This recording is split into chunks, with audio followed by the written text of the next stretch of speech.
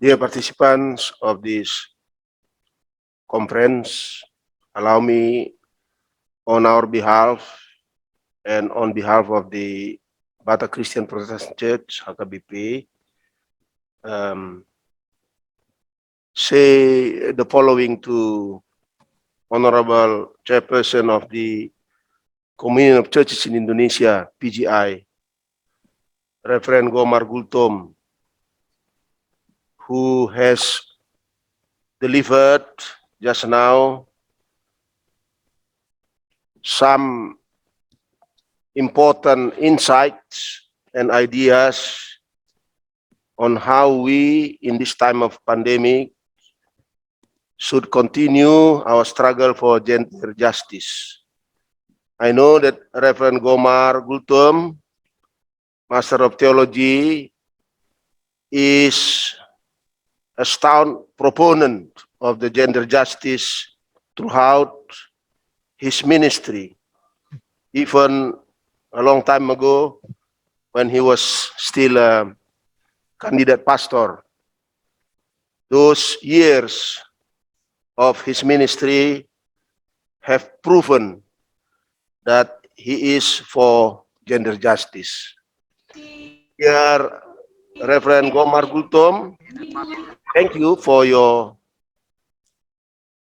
speech, for all those insights that you have said just now. May the Lord bless all the participants in receiving and pondering upon those insights that you have described to us just now. May the Lord bless you also as you continue to assist all members of the Indonesian churches in their efforts to strengthen their policy and their struggle in our country for gender justice. We still have a long way to go, but we trust the Lord will help us to go forward. So thank you once again, Reverend Gomar. I would like to present symbolically this certificate of appreciation for your participation in our conference.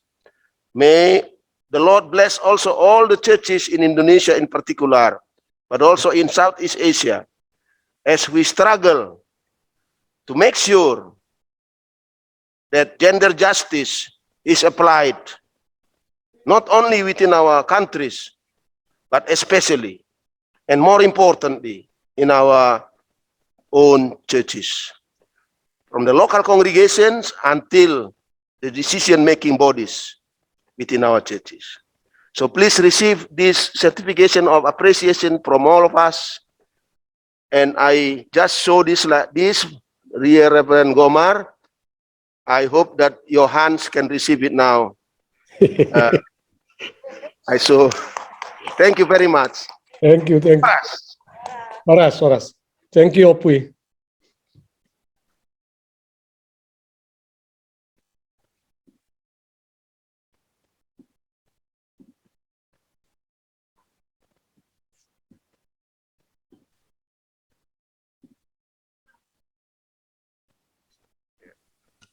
Besar nih. Oke. Siapa apanya? MC-nya. Yeah, so now this space we give to our Ephorus for the keynote speech. Please, Opung Ephorus.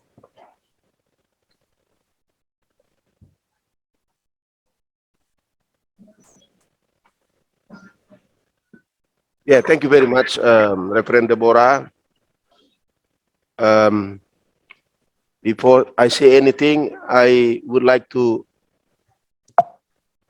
apologize for my inability in the opening service to come and join you all, because I had to have a meeting with the Bishop of the Indiana Kentucky Synod through Zooming, beginning from 8 o'clock until 8:50.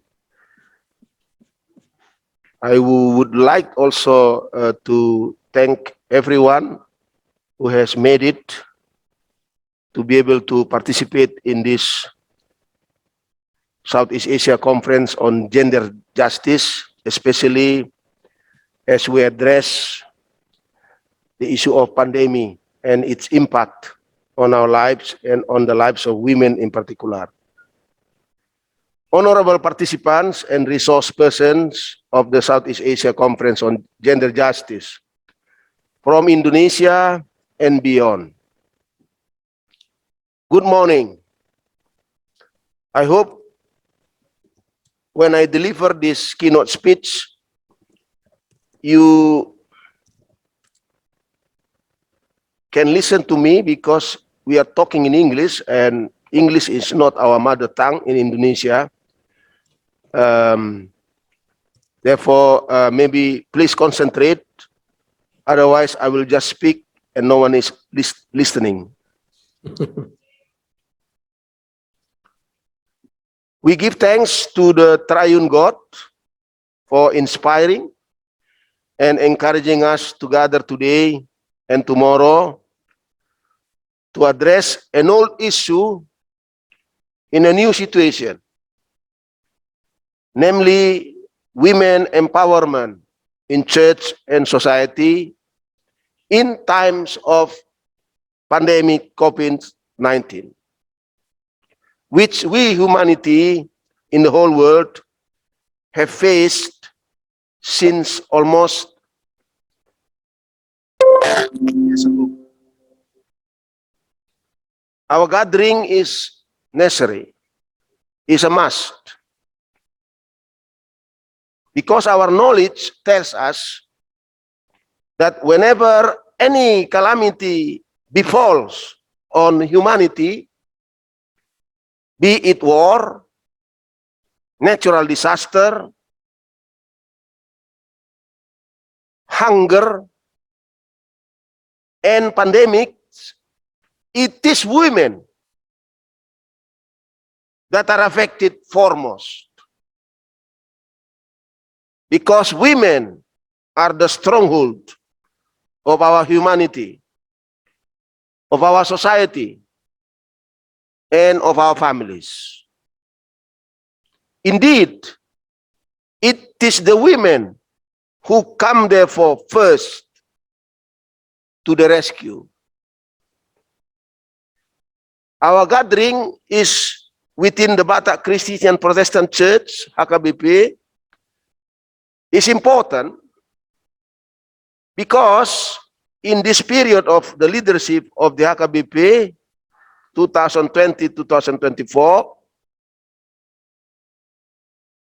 beginning from this year, we work seriously to carry out the year of empowerment throughout the HKBP.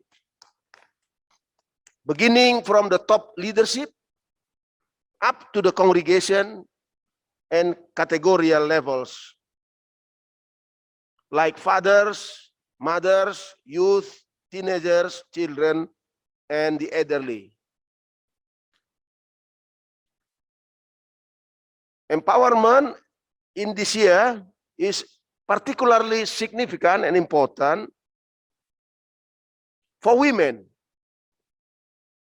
And this is spearheaded by the women conference leaders at the top level, the central level, and the district leaders. By having this conference, we really talk serious business, namely to answer the question like the following. What do we do to address the suffering of women in times of COVID-19? Let me say that again. What do we do to address the suffering of women in times of COVID-19? In which we see the huge number of women infected by the virus. Not only that, we also know for sure that the number of women who are economically and negatively affected by the virus is far greater than the number of men affected economically by the virus. Prior to the pandemic, we in the world, notwithstanding in our country, Indonesia, the number of women who have had insufficient education and therefore jobs to support themselves and to support their families has already been high. The pandemic caused a rocketing increase in the number of jobless and poor women. The pandemic has indeed prevented normal empowerment by all players. Let me explain the following. What do I mean by normal empowerment? All of us in church and society during normal time, prior to pandemic, used to do our empowerment by meeting up one another.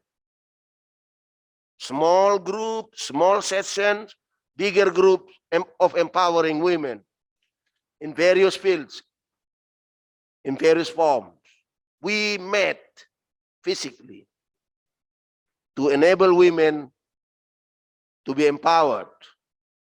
But because of the pandemic, we have not been able to meet with one another physically. Therefore, the frequencies of empowering women within our churches and society has been reduced. The number of meetings of empowerment at the grassroots level too has also been decreased. Much worse, women in the grassroots, in villages where internet connection is very minimal, if not absent, have not been able to meet, to empower themselves. Because women and their families are prevented from going home, going out of home. They stay home. Many women have not been able to be empowered through means of communication, much worse by providing capital for them. That is why the Indonesian government has always been trying to provide economic support for the poor during the pandemic. But not many have been receiving those support from the government. Many have tried to corrupt the financial support provided by the government. So we can now say for sure that the empowerment of women in times of pandemic has been very, very difficult. In fact, in many families, women have been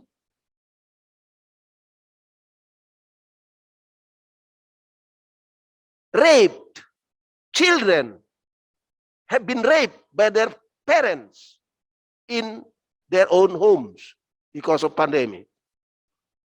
This is already noted by many activists throughout the world, that pandemic has increased the number of violence in the families.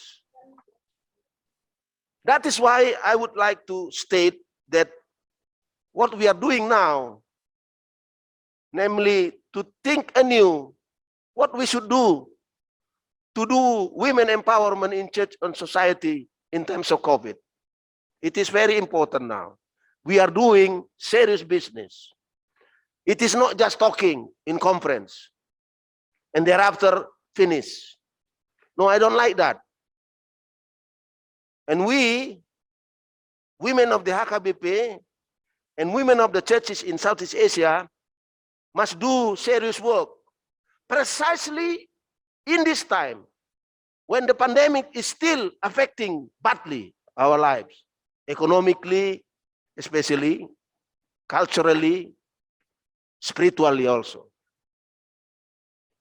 If after this conference we do not do anything, then the role of the churches in empowering women will be going down and down. You don't empower women when they are strong. You don't empower women when they are already economically strong. It is precisely when they are still weak economically because of the pandemic that we have to do our empowerment, our empowering of women. So therefore, I would like to thank the organizers, especially here on my left, Reverend Deborah, and all those supporters of this conference. They come from Evangelical Lutheran Church in America, is it?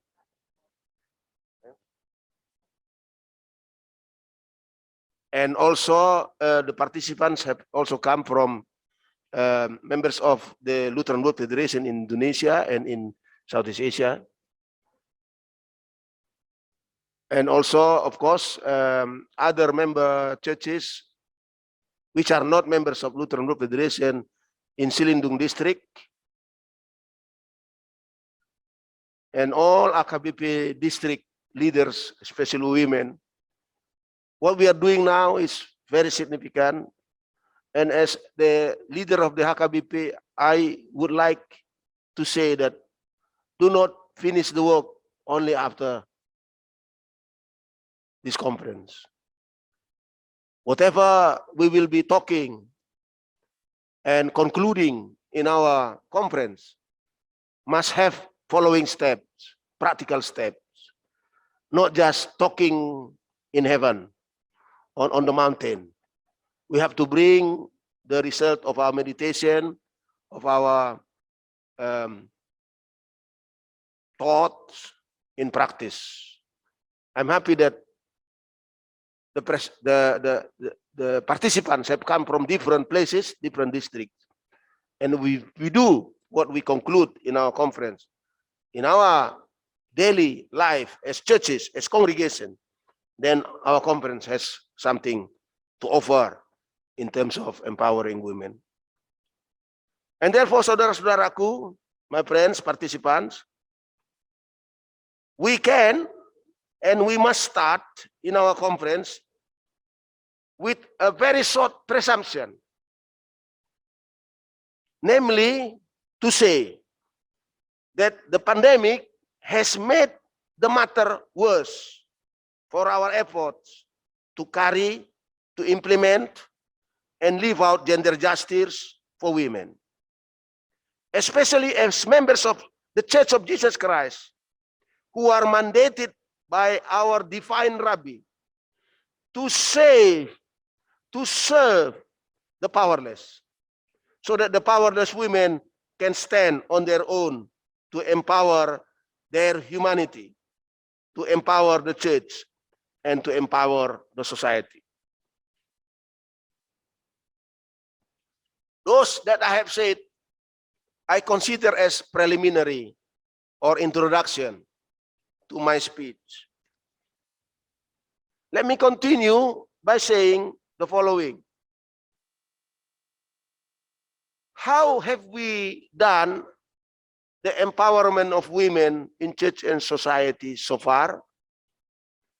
How have we done our empowerment work for the women in church and society? Some that we have done are passive, waiting for others to empower us. We just sit, and others will come and help us, provide what we need. This is like what our Bupati is major, in Humbang Habitsara. I had a discussion with him once in his house about how do we help or accompany the citizens in that regency. He said to me, this is very difficult, dear Ephorus. Why? I asked him. Because many of our efforts from the government to empower our people in this regency have failed. And I asked him why. Because our members are passive in the process of empowerment. They only wait when I come to their villages to encourage them to clean the parets. What do you call this? Parets in English. Sewages, yeah, sewages in terms of and saluran air in front of their houses. They just sit down and ask me, the Bupati said, here still there is to be clean, dear Bupati, they said. And they are standing, looking at me. I'm trying to show example on how we clean our paret, our saluran air, our sewages in terms of our houses. And they ask me, come Bupati, this is still to be done. Please clean this one. This means that empowerment of women or of people in general have been misunderstood. It is a passive approach. We ask people to help us, to do many things for us while we are sitting down. And that is the first approach in terms of empowerment. And many of us like that approach. Many of us like that approach. This is what we call charity. We like to be seen as someone, as people, as churches who love to help and to give money, to give assistance. I'm telling you, this approach is enjoyed by some. But the result is weakening the women. It's not empowering women. So I hope the HKBP, all the participants, will leave behind this approach. And that is having a passive approach by going and helping and so on. And the result will be for years and years, there is no change. This is what has been happening in Tapanuli region. I'm happy here to see that our chairperson of the PGI can testify to that. You know, the HKBP in the past has been very active in empowering women, the people in poor areas in Tapanuli regions. But there is no change. There is no change because our people and our empowering has used passive approach and not enabling the people, not empowering the people, but giving them, like giving fish instead of giving punching. What is the word for punching in English? The nail, yeah? Apa tu? I can't remember. You know, staying in Piaraja Tarutung, where I every day use Batak language, has weakened my English competency.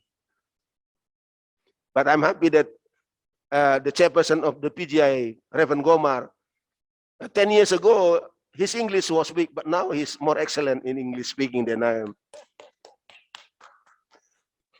Second approach is that we should have a more active approach, more proactive approach, more innovative approach, more inspirative approach, refusing the mentality to let others rescue us, refusing the mentality to let others, to invite others, rescuing us. But we have to instead actively find ways to solve the problem. This is what is in accordance with the educationalist philosophers, Parera, from Latin America, Paul Parera. We have to empower ourselves to be able to come out of our problems.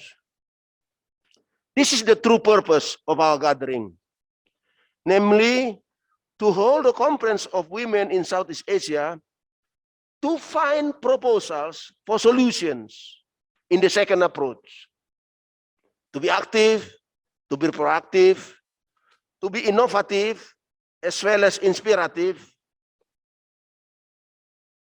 to empower women in church and society. I can give you one instance of the refusal of women to find an active way. You know, we in the head office, in our meetings of the leaders, decided that in this period, more women pastors should become Pandita Resort, parish pastors. Women here are happy. But in reality, we ask some women to be parish pastors in North Tapanuli. They quickly come to tell me, Everus, sorry, I'm sick. My husband is sick. My mother-in-law is sick. Please don't assign me to work there. I love to stay here, even though as assistant pastor. This is what I call passive approach. Let others rescue. But we try to encourage women to have more positions so that women in the HKBP will have more decision-making powers. But some women refuse. I hope this is not the approach we are trying to find the solution in our conference. Let me encourage you to learn on how to empower women from the biblical narratives. Since the one sitting on my left, Reverend Deborah Purada Sinaga, is leading in our empowering of women, I can ask you and invite you to learn from the story of the daughters of Zelophehad in the book of Numbers, chapter 27. There are 5 women there, namely Mahla, Noah, Hokla, Milcah, and Tirsa. They are the daughters of Zelophehad. Zelophehad did not have any son, but he had 5 girls. Within the patriarchal society of Israelite, in those times, women do not have legal rights to own land. Just like the Batak culture, women do not have the rights to have legal ownership for land. Did they say amen to that culture? Did they stay silent? No. They struggle. They struggle for the right to have the land. They went to Moses to get the right. Moses did not say, oh no, you don't have right. No, Moses had to go and speak to the Lord. And the Lord said, yes, give them the right. But the second story of that story tries to revise. Reverend Deborah did a thesis on that. as when she studied in the Philippines to get his hair master. I was the one evaluating her thesis. Yeah, I did some help here and there, but in a sense, she got it right. That women in the empowerment must not stay passive. Women must struggle to get their rights and don't imitate the example that I have just said just now. Namely, we try to make women to become parish pastors, but the women themselves refuse. Ya, oke. Kalau masih ada Jennifer di dalam, ada namanya Pak Pauji adik di no mention. Ya, Pak. Who is speaking? Please encourage her to demand her right to speak later. Dear participants, I have no exact proposal to make for you in this conference on what and how do we empower our women in facing the COVID-19 these days. You know better than I do. I shall not assume that I know what we should do. But what I can encourage is for us to realize that we are living in digital age. In this age, we have to learn anew that there is light in digital age. For instance, our women of the HKBP, let us begin with the women of the HKBP, but soon I hope we can also do together, all women friends of the HKBP. We can do through HKBP Mart, which is done digitally to empower the economy of our economically weak women. This HKBP Mart is soon to be launched. I thank Reverend Dr. Enik Aritonang, who has been working very hard to prepare this HKBP Mart. Yesterday, I informed in my Facebook that we are going to do this HKBP Mart, and we ask our members to give their opinion whether we can do this or we should do this. And Reverend Enik has informed me late last night, that the response has been very positive. In fact, there is one of the questionnaires asked about whether or not our members agree that the participants of HKBP Mart should be inclusive, not just for HKBP members. The response is very high. More than 60% of the participants in the questionnaire say, yes, HKBP Mart should be inclusive, should allow others also to join, not just for the HKBP. And this is one way in digital age, how we empower our women who are effectively negatively affected by the pandemic. If we do this well, then we can have a good example on how to empower women, because the women then have their own rights to do transactions, to do business, to do marketing directly with one another. Their rights is not taken away by the Ijon, by the middle businessmen. They can directly do business with one another. And this is how we can empower our women actively, inspiringly, and in digital age.